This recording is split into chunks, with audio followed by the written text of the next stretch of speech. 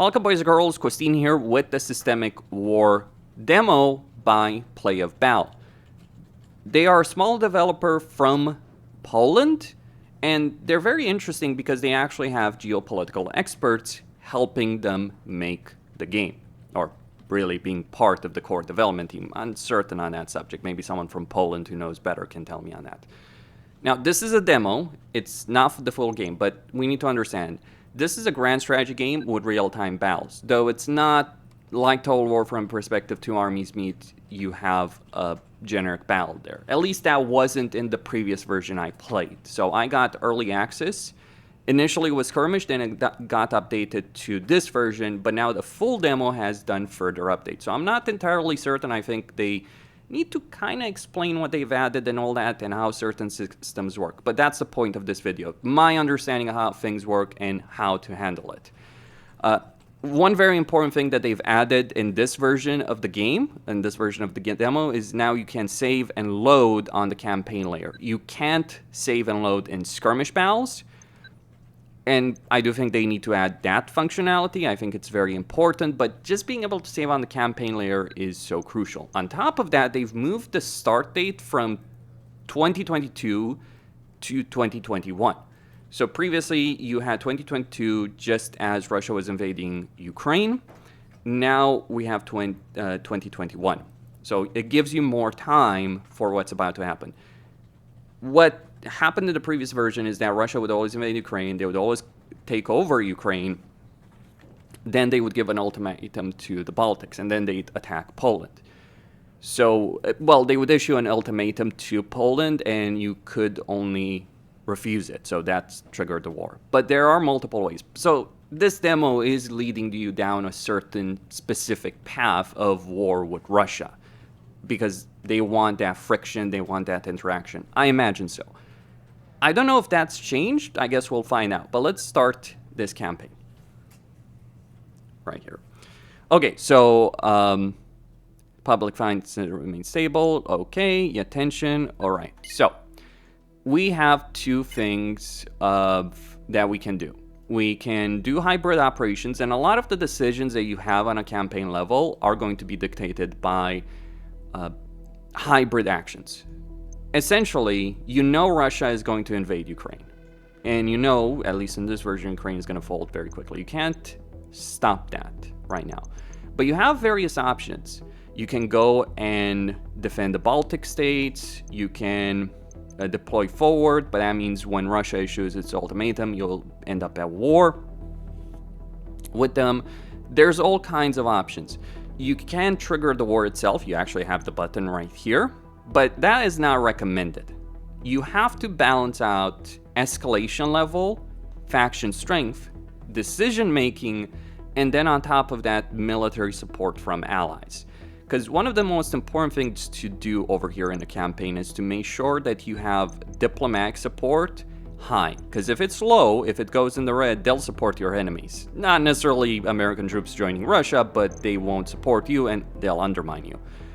So there's these levels of support, and we can see what happens. Right now, it's a question of like, you want to have this high level of support for yourself. That is the key aspect that you need to manage. Now, how do you gain support? Well, there's various actions, and maybe it's also a question of buying military equipment from other countries. So at the moment, I do have my own military production. I have up to 20 factories. I'm going to spend 18 of them building IFVs. The reason I'm building IFVs is because everything else is just like Polish production is not necessarily worth spending our money on that.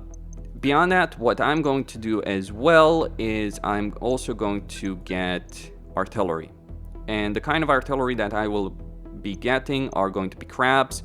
So KTOs and crabs, I think, are the best pieces of Polish equipment. So yeah, just gonna get 1,000 crabs. Keep in mind, you gotta worry about, you know, economic cost, all that kind of stuff. So let's just go down that path. That's the military production. Then you want to buy stuff. So what do you want to buy? Well, we want to buy Mi-24s. So we're gonna buy these from the Czech Republic. I'm gonna buy 1,000. Unlikely that I'll get 1,000 by it. I don't think the Czech Republic can even produce one. I'm not sure why they added that. I think Apache helicopters from the US or Tiger helicopters would make more sense, but still. Or Gustas from Italy, maybe. Anyway, so, 1,000 Mi-24s. That might actually, I'm not sure if that changes the relationship with another faction, but it is also worth keeping in mind. Okay, so that's helicopters. Then we're gonna buy 1,000 HIMARS. Poland hasn't quite bought 1,000 HIMARS, but they've bought 500 or ordered 500. It's gonna take time. Actually, the big problem with HIMARS in real life is the question of shells. So we don't have shells. By the way, the entire UI could absolutely use more, could use better improvement. Like, I don't want to have to click this button to say, buy 1,000 when that's a goal, right? So that's one of the things we're going to do. We're also going to buy K2 Black Panthers from South Korea. So 1,000... no, let's go with 600 and then V-Freeze from the US. So, we get 600 of those from the US as well. Then we can also get Carl Gustavs. These are the kind of actions you want to do at the beginning of the campaign. So what I would recommend is you buy as many fucking Carl Gustavs as you can. You can't buy Javelins, unfortunately, but Javelin production is limited in its own way. So that's what you can buy right now at the moment. And also, we want to buy drones. We also want to buy this. So we are in a situation where we're going to be spending a lot of money. So total planned expenditure is going to be 15 billion zlotys. And then we have the national budget. So our deficit is minus 68 projected. That's fine. We can raise taxes. One of the things we can do here is we can balance out public service spending, so we can reduce that to an extent. We can also, we can do that. So we got policy points on various things. It's limited. It doesn't go all the way, all that. We also have like an AI chat that can help us out, give us instructions. So if you need that kind of information, that can be useful. Okay, now generally speaking, when you're starting a campaign, the one thing you want to do is blow up Nord Stream 2. I know it's silly, but that's what you want to do. You pick that option, and that's really what you want to save. Like, you want to do those actions regardless on, your first turn. And now we can start deploying troops and these locations, and we can start training civil defense over here at these locations. Now, if you see the shield icons at these locations, the reason we have those shield icons is that we have some artillery right here that we can see. So we got what, Brigade, some of these things are like, this is what I mean. Okay, so they've got Chunmus right there. So we got 4 MLRS companies. We need to control certain key locations over here. And I think these are logistics bases. I'm not sure what that does. Anyway, so we're going to move those helicopters. And at these locations, the shield icons, basically if you lose these, if you lose all of these, or I think 3 of these, you lose the campaign. So that's an important thing to worry about. So let me just save again. And now we can also speed it up and just go through the process. So we got Lavrov demanding changes. Okay, so Nord Stream 2 has been blown up. Escalation has increased by a bit. And now what we do is we call an emergency NATO summit. The location changes this. If you call it in Warsaw, you got various support from countries. If you call it in Berlin, you get support, you get reputation with the Germans. If you call it in Paris with the French, Vilnius, you can forward deploy in the Baltics. So you can control the war and get a lot of American support. Like, it's actually the American support. It's not because Okay. Cel zniszczony. Security. All right. So let's send those helicopters. Helicopters are one of those useful things, and we can also start training troops. So how do we do that? We go into military production, and then we go into training queue, or we can go into hangar. So what do we want? Okay, we do have these presets as well. All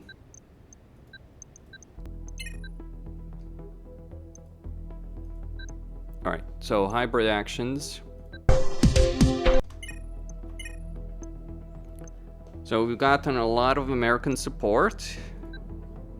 Let's get the naval pact with Sweden and Finland. That will piss off some people, but we got enough stuff that we can spend on. We can also make a helicopter group, but we need that stuff, right? So let's take a look at military production and how we are.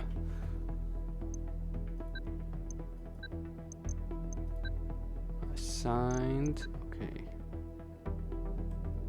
All right, we got 12 in stock.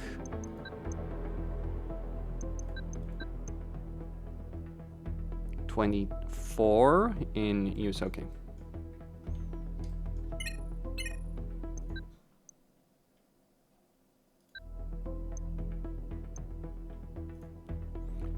All right, so now we just wait.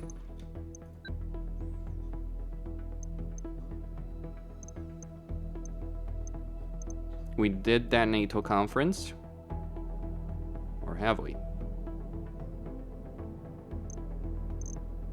Yeah, let's do Polish for deployment.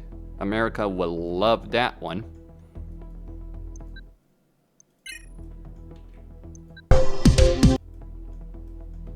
But we don't want to go to a war. Okay, so right now,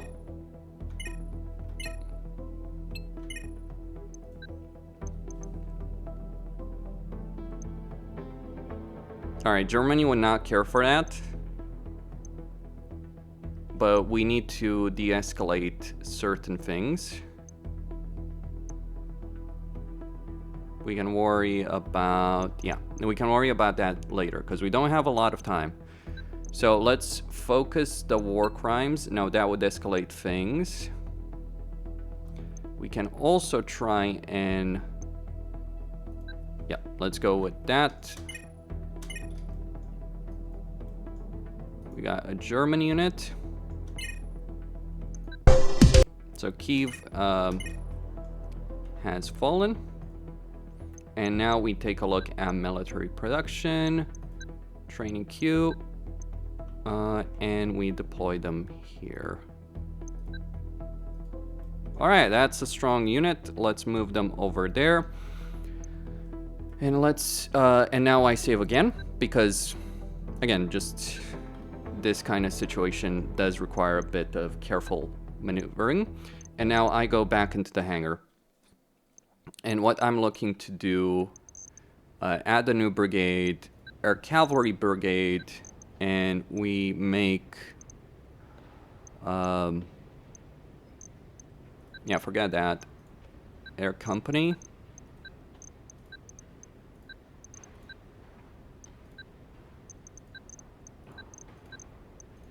And just make it an extremely strong one. So support company, anti-air company, anti-tank company, and mechanized unit. All right, why am I missing here? Okay,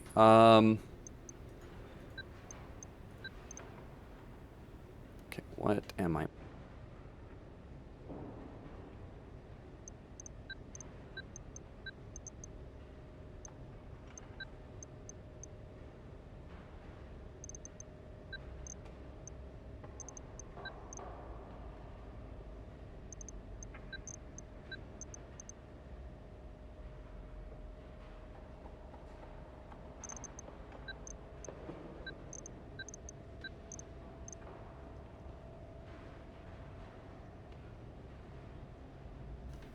All right.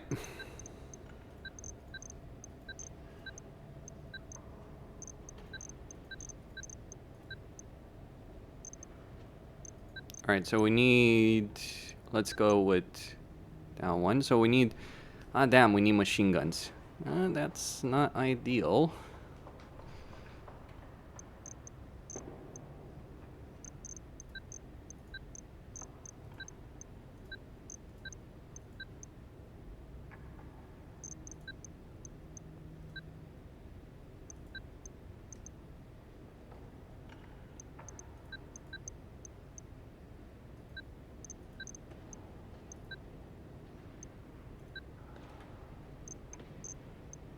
All right, let's try again. So another one.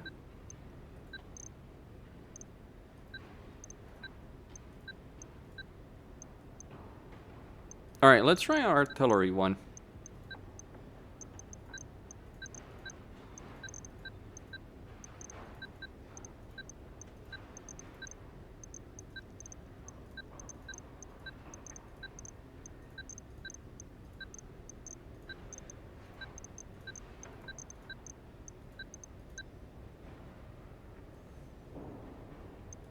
Okay.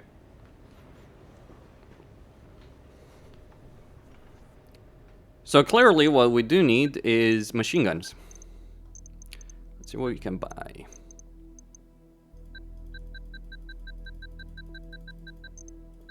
And also what we can produce, right?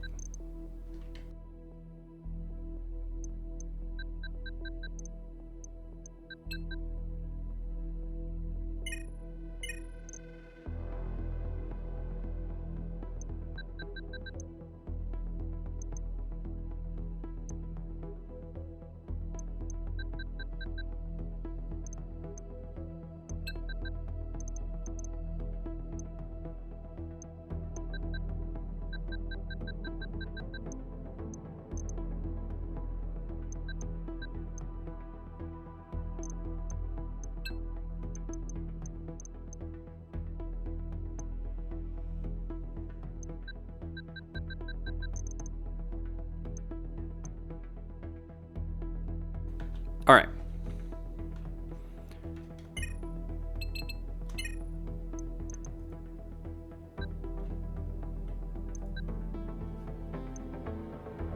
Okay, we can call in for public troops in American troops in here.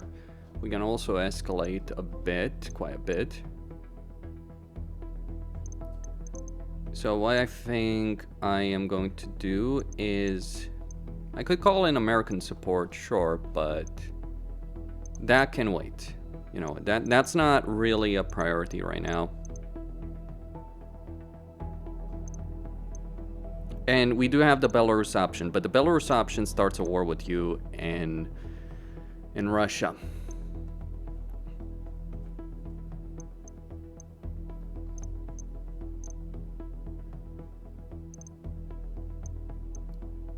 So I think I'm going to go for that.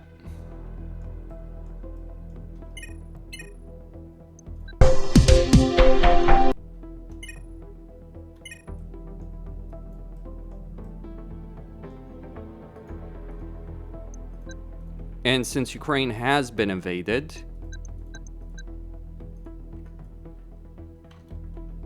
let's take a look at the military queue, military production. All right, so they're almost complete.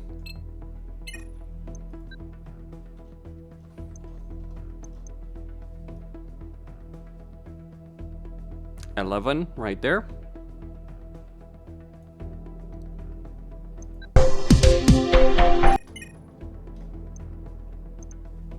Let's call in the Polish general mobilization.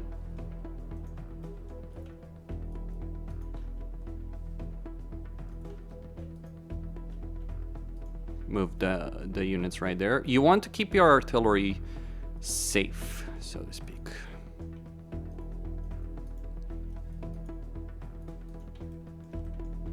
And you will get support from your allies if you have enough.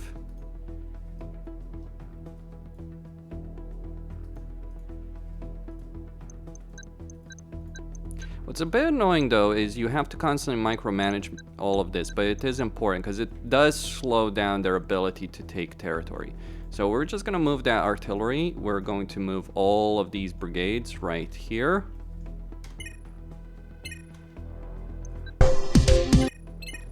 And if you want to go to war, okay, so we got American troops. Let's train civil defense. So we got American troops. What's the situation with military production? Is it over? Yes. It is over. And move these guys to support right there.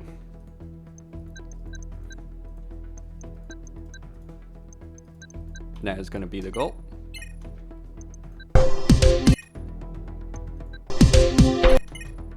All right, so now is the time of war. Okay, let's get American troops to deploy over here in the situation, and we now have a battle. So we strike first. We want to go and defend the situation, because we do have various units right there.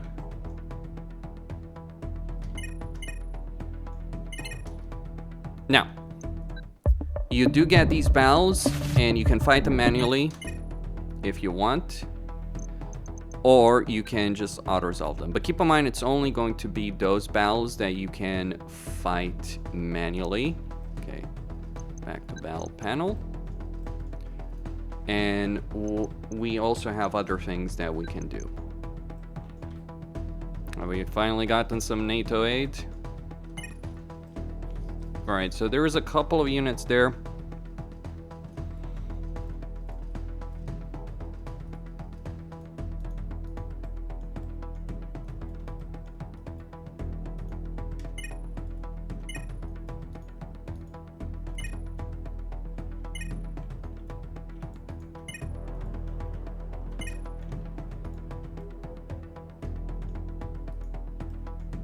And yeah, let's reclaim the Polish home front.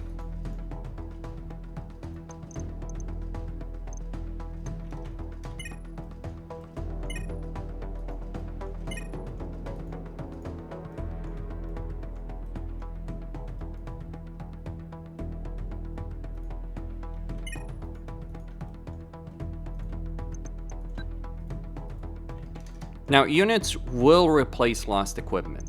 Just pointing out that's going to happen automatically. Whatever lost equipment you have will be replaced by the game automatically. You can also manage it yourself, I think, to some degree or another and all that stuff, right? So, okay, Russia is gone from much of Poland. They still have some stuff in Belarus, so I'll have to worry about that. But they haven't taken the Baltics. Most of their military has been completely freaking wiped out.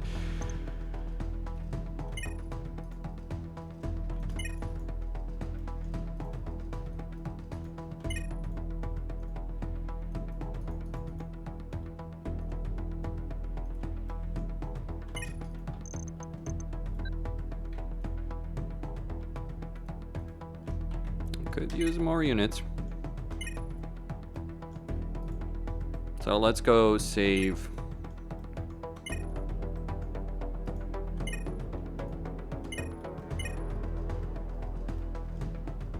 Right there.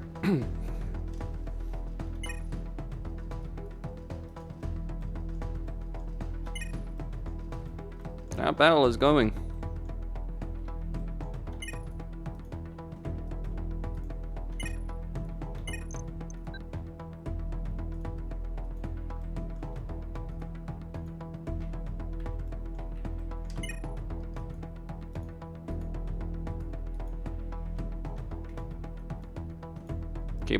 Keep the pressure on.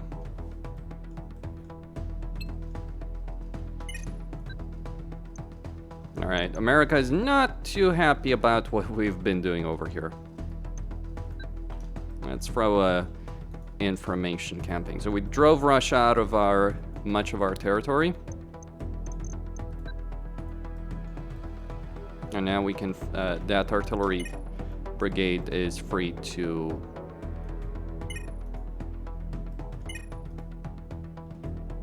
deal with other stuff.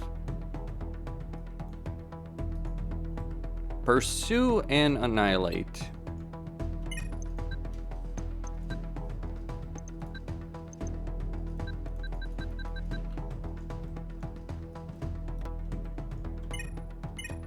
If we destroy these, we might just win.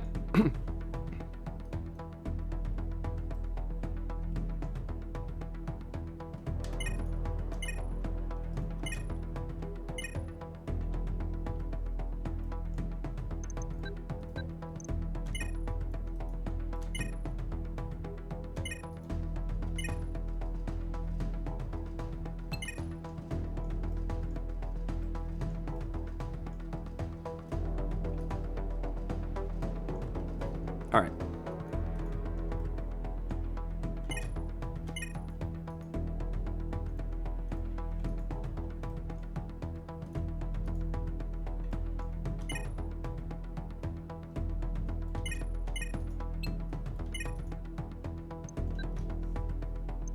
All right, let's do the sabotage.